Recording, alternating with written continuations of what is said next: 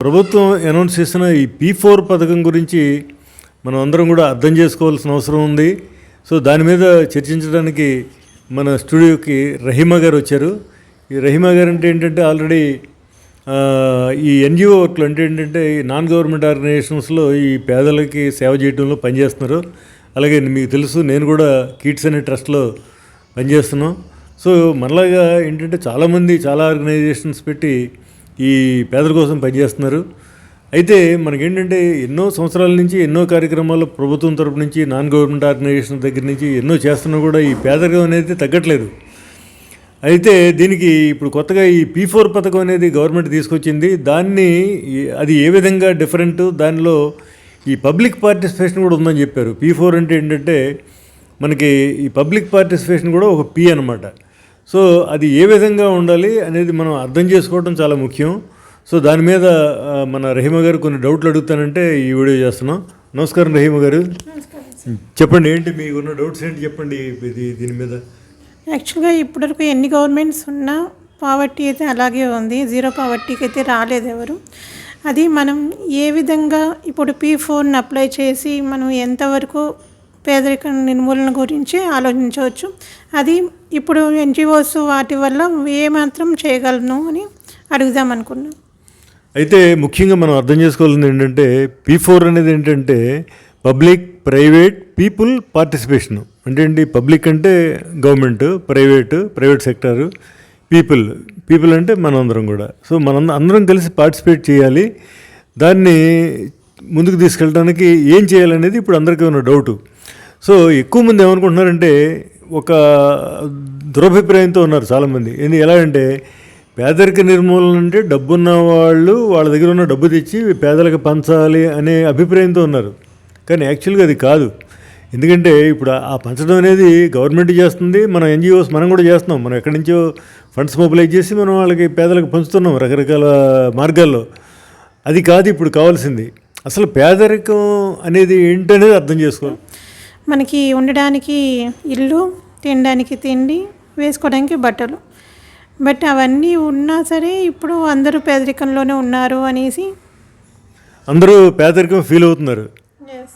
సరే, పేదరికం పక్కన పెట్టండి, డెఫినేషన్ పక్కన పెడితే అందరూ పేదరికం ఫీల్ అవుతున్నారు. దానికి ప్రధాన కారణం ఏంటంటే ఇప్పుడు ఈ ప్రజెంట్ ఎన్విరాన్మెంట్లో ఏంటంటే మనకి ఖర్చులు పెరిగిపోయినాయి. మనం ముఖ్యంగా ఈ పేదరికం నుంచి బయట పడేయాలంటే ఫస్ట్ మనం దేని మీద పనిచేయాలి, డబ్బులు పంచడం మీద కాదు. డబ్బులు పంచడం అనేది సెకండరీ. ముందు అసలు మనం పేదరికంలో ఎందుకున్నాము, ఎందుకని పేదరికం అనేది ఒక రాత్రికి రాత్రి వచ్చే ఇది కాదు కదా. సో అది ఒక ప్రాసెస్. చాలా కాలం నుంచి వాళ్ళ యొక్క అలవాట్లు, ఆలోచనలు ఈ పేదరికంలోకి తీసుకెళ్తాయి వాళ్ళని. సో అది అర్థం చేసుకోవాలి.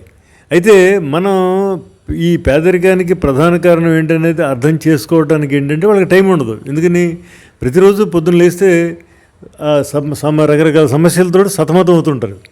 అందువల్ల ఇవి అర్థం చేసుకోవాలంటే ఏంటంటే మనం ఎవరైతే ఇప్పుడు ఈ కౌన్సిలర్స్ ఉన్నారో, అంటే ఎవరైతే పర్సనాలిటీ డెవలప్మెంట్ ట్రైనర్స్ ఉన్నారో వీళ్ళందరూ కూడా వాళ్ళకి అర్థమయ్యేటట్టు చెప్పాలి ముందు. అంటే వాళ్ళ మైండ్ సెట్ మార్చాలి.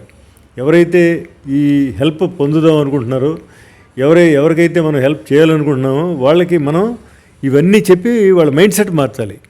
మైండ్ సెట్ మారిన తర్వాత ముఖ్యంగా ఫస్ట్ స్టెప్ ఏంటంటే మనం ఖర్చుల మీద ఇది చేయాలి. ఎందుకంటే ఆదాయం పెంచడం అనేది రాత్రి జరగదు.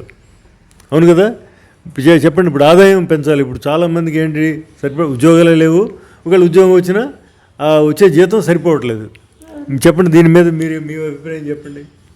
ఏంటంటే ఇప్పుడు ఆదాయం లేదు, అంతకన్నా ఖర్చులు ఎక్కువ ఉంటున్నాయి. ఆ ఖర్చుల్ని మనం ఎలా అయితే నియంత్రించుకోగలిగి కొంచెం సేవింగ్ అనేది చేసుకుంటామో అప్పటి నుంచి మనం మన ఆదాయం గురించి కూడా ఆలోచించవచ్చు. అవును, అసలు మరి ఆదాయమే లేని వాళ్ళ పరిస్థితి ఏంటి? జాబ్ లేదు, ఏం చేయడానికి పని లేదు అనుకోండి, వాళ్ళు ఏం చేయాలనేది ఇప్పుడు మోస్ట్ ఇంపార్టెంట్ ప్రాబ్లం. అంతే కదా. సో నెక్స్ట్ ఏంటి, ఆదాయం వచ్చిన తర్వాత ఖర్చులకు దాటకుండా, ఖర్చులు ఆదాయాన్ని మించకుండా కంట్రోల్ చేసుకోవడం సెకండ్.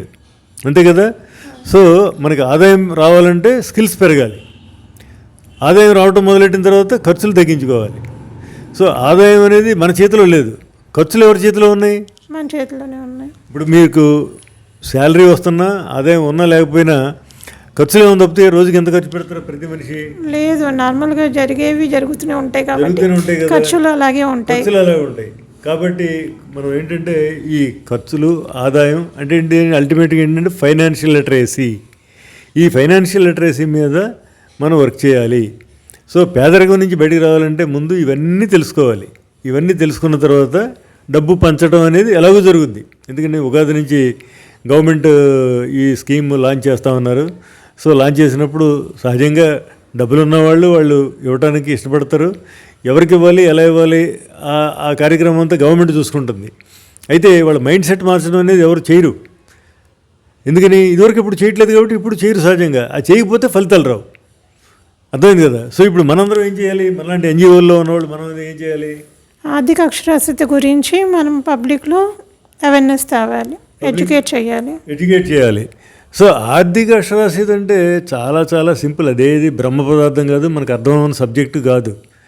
ఆదాయము, ఖర్చు, ఆస్తి, అప్పు, ఇలాగేంటంటే కొన్ని ఫండమెంటల్స్. ఈ ఫండమెంటల్స్ మనకి చిన్నప్పటి నుంచి ఎవరు చెప్పట్లేదు. ఇప్పుడు కూడా తెలుసుకోకుండానే జీవితం అంతా వెళ్ళిపోతుంది. అందువల్ల ఏంటంటే మనం తెలుసుకోవడానికి చాలా ఈజీ.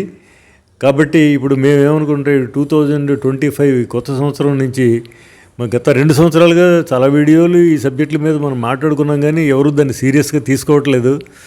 ఏం చెప్పినా కూడా క్విక్ మనీ వస్తుందని వాళ్ళకి నమ్మకం కుదిరితేనే దాని మీద యాక్షన్ తీసుకుంటున్నారు. ఎక్కడ క్విక్ మనీ అనేది ఓవర్ నైట్ రాదు. దట్ ఈజ్ ఓన్లీ గ్యాంబ్లింగ్ ద్వారా వస్తుంది. అది కాదు. మనం ఏంటంటే ఎప్పుడు కూడా ఎవ్రీడే మన మైండ్ మీద, మన స్కిల్స్ మీద మనం వర్క్ చేసుకోవాలి. వర్క్ చేసి మన వాల్యూ పెంచుకోవాలి. పెంచుకుంటే ఆదాయం పెరుగుతుంది. ఖర్చులు తగ్గించడం ఎలాగనేది నేర్చుకోవాలి. అల్టిమేట్గా ఫైనాన్షియల్ లిటరసీ. కాబట్టి ఇప్పుడు మనం ఏంటంటే చేయవలసింది ఈ ఫైనాన్షియల్ లిటరసీ అనే సబ్జెక్ట్ని జనంలోకి తీసుకెళ్ళాలి. పర్టికులర్గా ఎవరికైతే మనం సహాయం చేద్దాం అనుకుంటున్నామో వాళ్ళకి వాళ్ళ యొక్క అలవాట్లు, ఆలోచనలు మార్చాలి. ఇకపోతే పరిస్థితులు కూడా మార్చాలి. పరిస్థితులు మారడానికి ఇప్పుడు ఆల్రెడీ గవర్నమెంట్ యాక్షన్ తీసుకుంటుంది. పరిస్థితి మార్చడం ఏంటంటే వాళ్ళకి ఇల్లు లేని వాళ్ళకి ఇల్లు ఇవ్వటం, అదేవిధంగా వాళ్ళకి ఏమన్నా ఆరోగ్యం ఇవ్వటం, ఇవన్నీ కూడా పరిస్థితులు. బట్ ఆలోచనలు మార్చడం ఎవరి చేతిలో ఉంది?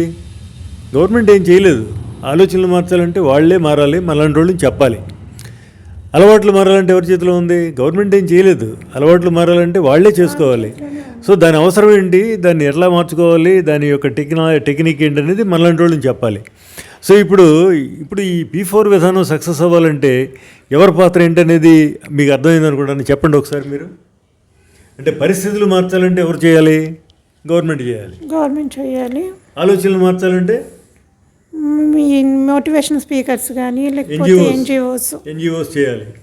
అదే అలవాట్లు మార్చాలంటే వాళ్ళంతట వాళ్ళు మార్చుకోవాలి.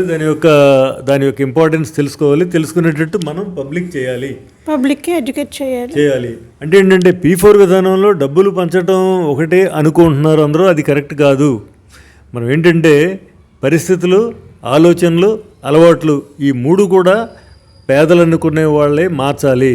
దీనిలోనే ప్రభుత్వం, అదేవిధంగా ఈ ప్రైవేట్ సెక్టారు, అదేవిధంగా మనలాంటి పబ్లిక్ అందరం కలిసి గవర్నమెంట్ యొక్క సపోర్ట్ తోటి మనం చేయగలిగితే కనుక ఆటోమేటిక్గా రిజల్ట్స్ వచ్చే అవకాశం ఉంది.